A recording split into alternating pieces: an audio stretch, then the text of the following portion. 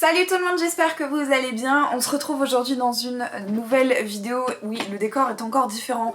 On est dans mon salon. Je voulais un décor neutre pour cette vidéo puisqu'aujourd'hui on se retrouve pour un ask. Je vous avais demandé sur Instagram si ça vous intéressait, comme ça faisait un moment que du coup on s'était pas vu avec ma pause d'un an, etc. Si jamais du coup ça vous intéresserait qu'on fasse un ask sur la chaîne, puisque ça faisait un moment qu'on n'en avait pas fait et vous aviez l'air plutôt intéressé, donc du coup je vous ai demandé de me poser des questions et du coup je suis là pour y répondre. Alors on me demande livre contenu de sorcellerie à nous partager. En soi non. En fait là en ce moment du coup je suis en train de lire le livre que vous avez choisi entre La Voix du Poison et Ogam pour pouvoir vous faire la revue qui sera la semaine prochaine du coup. J'essaye en fait de me limiter en termes de lecture parce que le problème c'est que je commence plein de livres, que ce soit pour de la fiction ou pour de l'ésotérisme. Je commence souvent beaucoup de livres en même temps et du coup j'ai du mal à suivre et surtout en fait j'ai du mal à terminer les livres. Donc du coup en soi je n'ai pas de contenu à vous partager, pas de livre à vous partager en ce moment. On m'a demandé aussi quel est ton cursus scolaire et quel aurait été ton métier de rêve. Je crois que le cursus scolaire, j'y avais déjà répondu dans un ask, mais je vais répondre à nouveau, ça ne pose pas de problème. J'ai un bac littéraire. C'est tout. Voilà. En fait, j'ai passé mon bac, donc j'ai fait un bac L, parce que ça me semblait très logique à l'époque, et je regrette pas du tout mon choix. Moi, j'ai toujours été passionnée par les livres, par l'écriture, la littérature de manière générale. Donc ça me semblait vraiment très logique sur le coup. On a énormément essayé de m'en dissuader parce que malheureusement les filières L, mais aussi les STMG, etc. ont une très mauvaise réputation parce qu'en fait elles sont tellement spécialisées dans quelque chose que pour les gens lambda et très étroits d'esprit, tu as moins de chances d'avoir un emploi. En soi, techniquement, en termes de probabilité, oui, c'est logique. Plus tu pars dans du général et plus en fait tu augmentes ton palmarès de choix d'emploi. Mais c'est pas pour autant que dans les métiers littéraires, il n'y avait pas d'opportunité à l'époque, moi où j'ai passé le bac.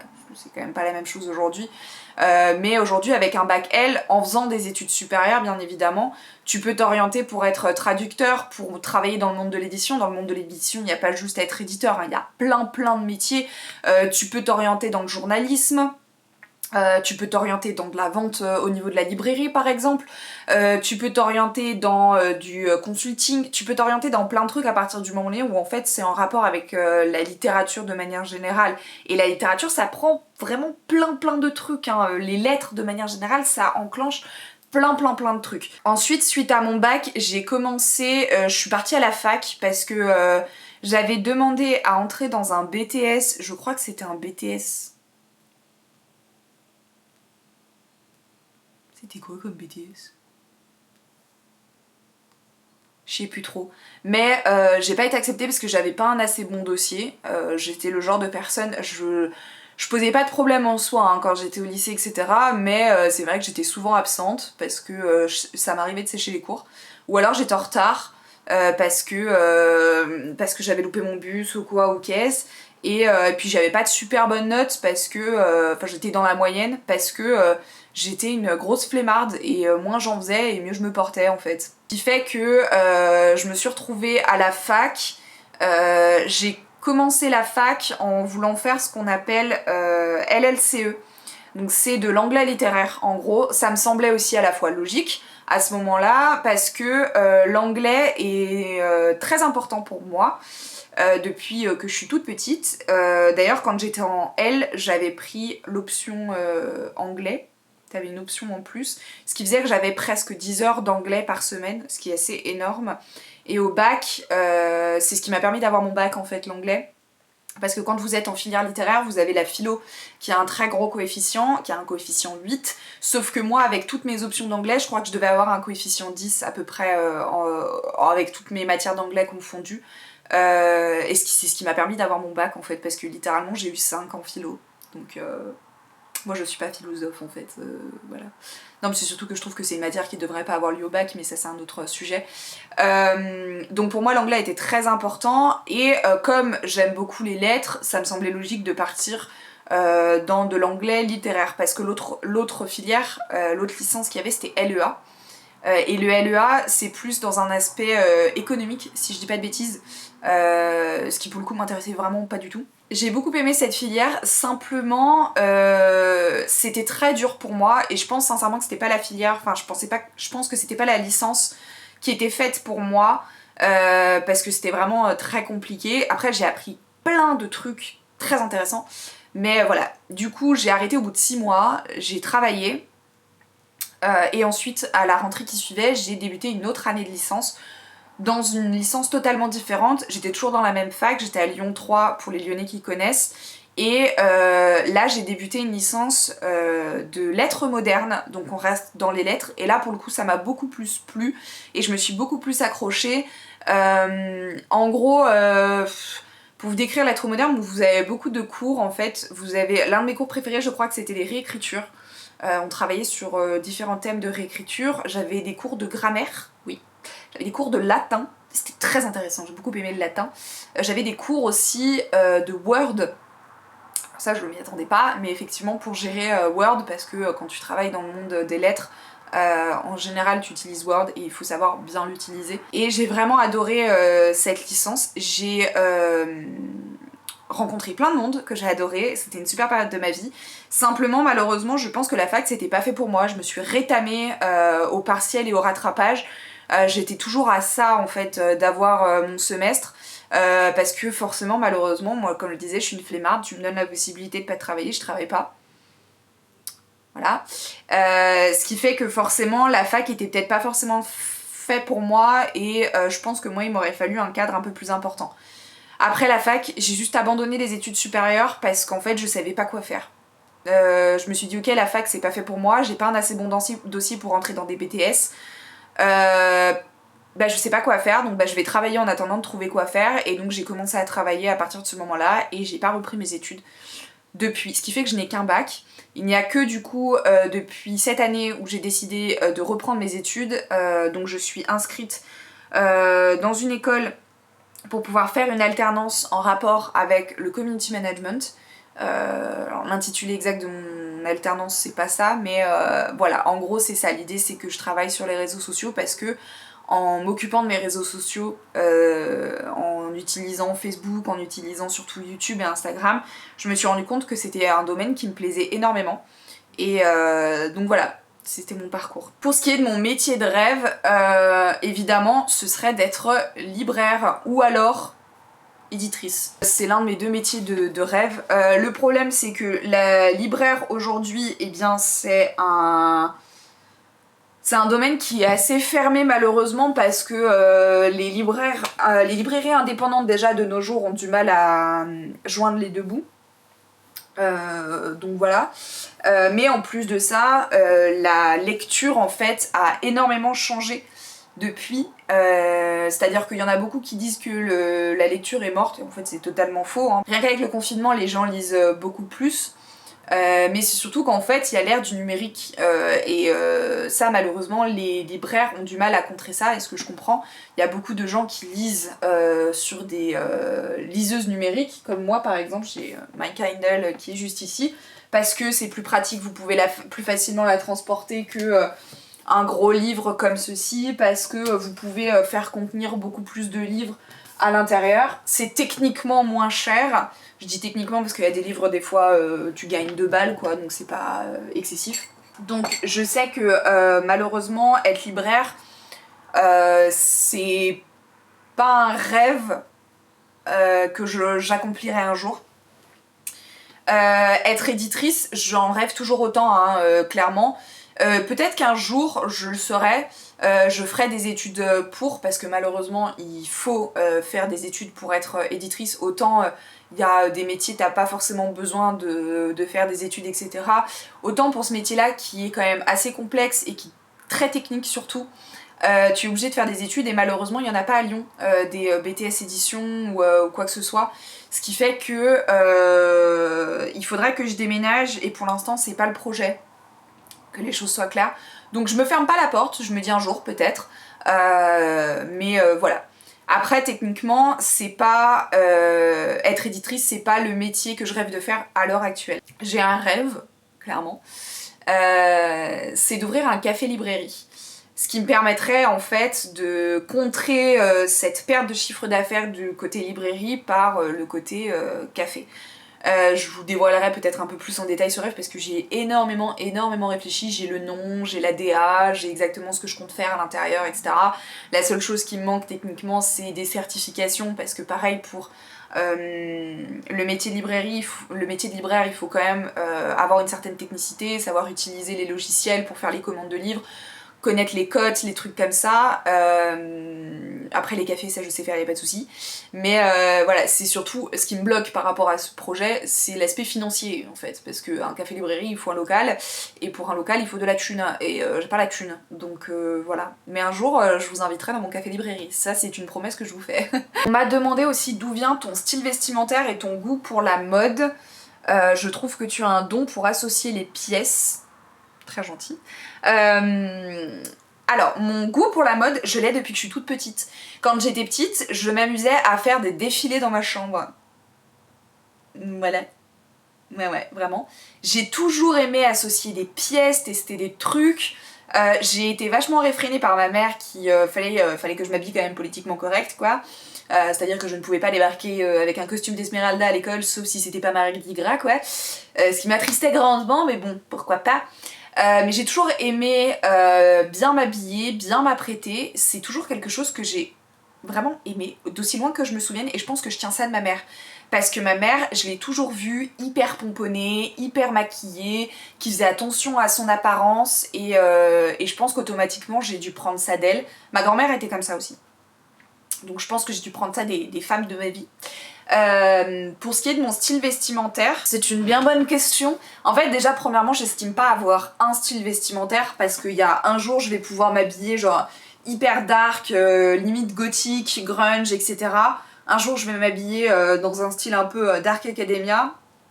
Le lendemain je vais m'habiller petite fille avec limite des petites couettes et des petites fleurs. Avec du rose et du violet et du ceci et du cela. En fait je dis que je suis un caméléon parce que pour le coup j'ai plusieurs styles vestimentaires et ça dépend simplement de mon humeur, tout simplement. Et après, je m'inspire énormément de ce que je peux trouver sur les réseaux sociaux. Que ce soit sur Instagram, Pinterest, mais surtout TikTok. TikTok est devenu une énorme source d'inspiration pour énormément de trucs. Et d'ailleurs, je vais vous montrer sur TikTok. J'ai sur mon profil, vous savez, ceux qui ont l'application TikTok le savent, vous pouvez enregistrer des vidéos pour pouvoir les garder pour plus tard, etc. Et vous avez la possibilité de trier vos vidéos enregistrées dans ce qu'ils appellent des petites collections. Donc moi par exemple, j'en ai un par rapport aux chiens, j'en ai un par rapport aux recettes, par rapport à la beauté en général, que ce soit cheveux, make-up, etc. Des choses que j'ai envie d'acheter, les Sims 4 aussi, énormément, j'ai 310 vidéos enregistrées sur les Sims 4.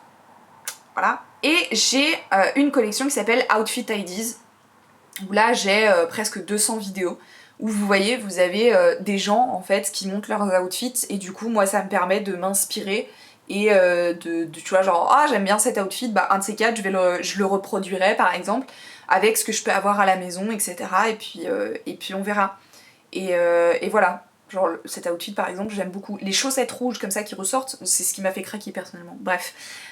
Donc voilà, c'est de ça en fait vraiment que je m'inspire. Le goût en lui-même pour la mode il s'est aussi accentué en travaillant dans la mode en fait, enfin en travaillant en tant que vendeuse dans une boutique de vêtements.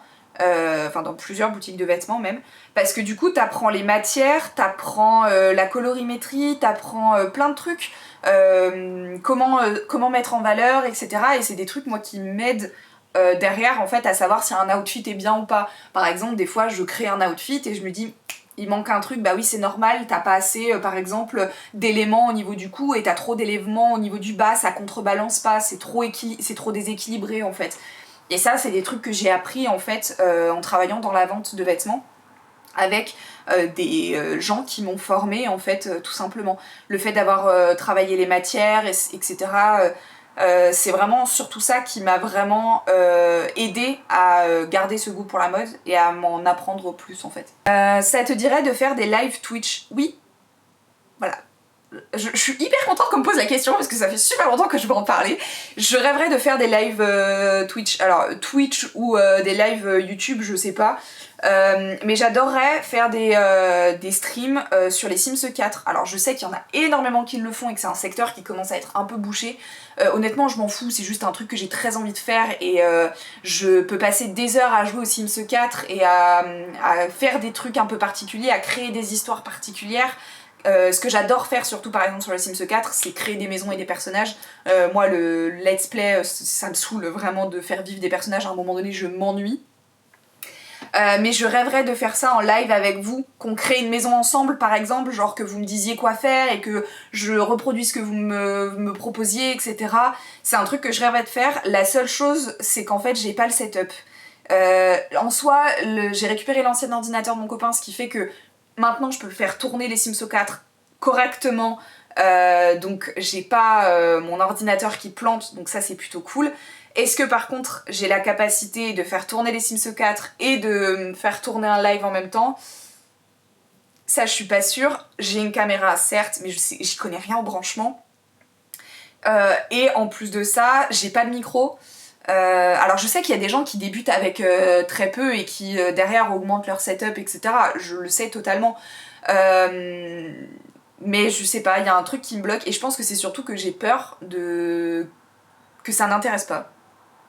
Voilà, j'ai peur que ça n'intéresse absolument personne et ça me ferait chier de mettre autant d'énergie dans un truc qui n'intéresserait personne. Même si en soi ça me ferait vibrer à 100% et que c'est pour ça que je devrais le faire parce que ça me fait vraiment plaisir. C'est comme si tu parlais à un mur. T'as beau raconter l'une de tes passions les plus dévorantes à un mur, c'est toujours attristant de se dire qu'en fait il y a personne en face pour renchérir dans la conversation quoi.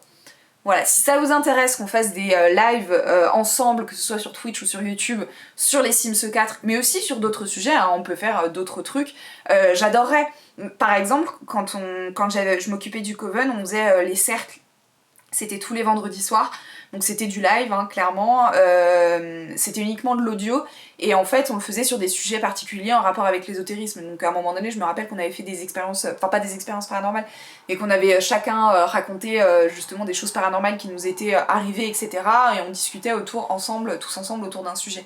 Et ça, je rêverais de le faire aussi, que ce soit sur Twitch ou sur YouTube, qu'on blablate ensemble sur plein de sujets, des sujets de société, si vous voulez, si vous préférez qu'on discute sur des sujets ésotériques, et ben on discutera sur des sujets ésotériques. Mais voilà, dites-moi si c'est des trucs qui vous intéressent parce que pour le coup, c'est quelque chose qui me ferait vraiment vibrer et que j'aimerais vraiment mettre à terme en 2023. Donc voilà. On m'a dit bonjour, j'ai entendu dire qu'il ne faut pas utiliser des herbes après un an après leur cueillette. Alors, je sais pas si la personne se pose la question d'un aspect ésotérique ou phytothérapie, parce que c'est deux aspects quand même bien différents. Pour ce qui est des vertus médicinales d'une plante un an après sa cueillette, je pense qu'elle est similaire, puisque on va même utiliser des plantes séchées pour de la phytothérapie, donc en termes de vertus médicinales, même un an après la cueillette, je pense que la qualité ne se perd pas. Pour ce qui est ésotérique, j'en ai aucune espèce d'idée. Pour le coup, la magie verte, c'est pas du tout une de mes spécialités. Moi-même, j'apprends encore énormément. J'en ai aucune espèce d'idée, très sincèrement. Je vois pas trop pourquoi. Voilà, sur un aspect purement logique, je vois pas ce qui expliquerait ça. Mais probablement, j'en sais rien. Vraiment, la magie verte, c'est pas mon sujet de prédilection, donc j'en ai aucune espèce d'idée. Je demanderai à des gens qui s'y connaissent si vous voulez. Dernière question, aimerais-tu organiser une rencontre à Lyon? Oui. J'aimerais organiser des rencontres un peu partout. En fait, j'aimerais vous rencontrer. Il y a beaucoup de personnes avec qui je discute sur les réseaux sociaux, que ce soit sur Instagram ou alors à l'époque sur Discord. Même sur YouTube, il y a des gens, je reconnais les commentaires, etc. Et j'aimerais bien un jour organiser justement des rencontres pour qu'on puisse se voir en vrai et qu'on puisse discuter en vrai. C'était un projet que j'avais en tête, notamment avec le Coven, qu'on se fasse des vraies rencontres. Sauf qu'en fait le problème c'est que logistiquement parlant c'est assez compliqué à mettre en place. Il faudrait trouver un lieu qui accepterait d'accueillir par exemple admettons 15 personnes, parce que bon, se voir en extérieur c'est très sympa mais il faut qu'il y ait la météo qui aille avec, donc on va éviter de prendre ça en considération parce que c'est un élément qui est trop instable. Donc il faudrait trouver un lieu et puis même sans parler de ça, au début évidemment je commencerai par Lyon parce que c'est la ville dans laquelle j'habite, mais je ferai pas que des rencontres à Lyon parce que ce serait délaisser des personnes qui habitent ailleurs. Donc pareil, logistiquement parlant, il faudrait que j'aille dans un autre lieu et qu'on fasse une rencontre.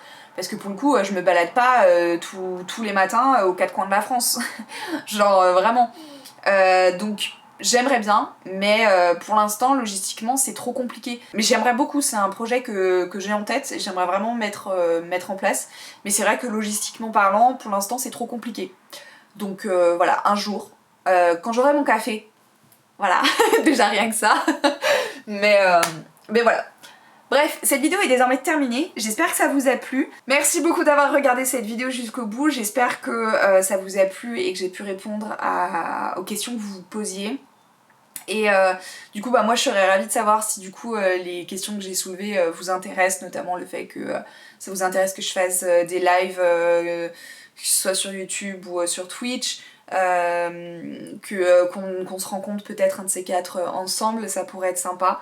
Voilà, dites-moi tout ça, et puis moi je vous fais plein de bisous. Prenez soin de vous, c'est très très important. Et je vous dis à la semaine prochaine pour une nouvelle vidéo. Ciao ciao.